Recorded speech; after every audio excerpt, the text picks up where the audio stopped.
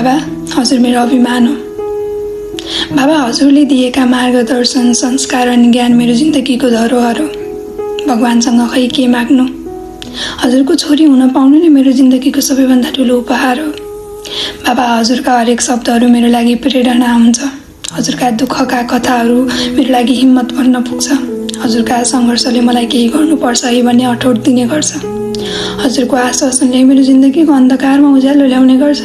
बाबा, थाहा छ हजुरलाई, हजुरको आधा जीवन त सन्तानको सपनाको लागि सङ्घर्ष गर्दा गर्दै जान लाग्यो। हजुरको सम्मान स्वरूप केही समर्पण गरौँ भने पनि म हजुरको अगाडि केही मूल्यवान शब्दहरू भेट्दिनँ। बाबा, सायद म अहिले हजुरको मुहार हेर्न सक्दिनँ। धैर्य गरेर केही भएर देखाउनेछु, केही गरेर देखाउनेछु अनि त्यही दिन हेर्नेछु खुसीका आँसुले भरिएको त्यो मुहार। कस्तो अनुभूति हुने रहेछ त। हजुरले सिकाएका सिद्धान्तहरूले मलाई एक असल मान्छे बन्न सिकाएको छ। म आज जे छु, जे गर्दैछु, जहाँ छु, त्यो सबै हजुरको त्यागले गर्दा हो। त्यो सबै हजुरले गर्दा हो। बाबा, म हजुर बिना केही पनि छैन, केही पनि होइन।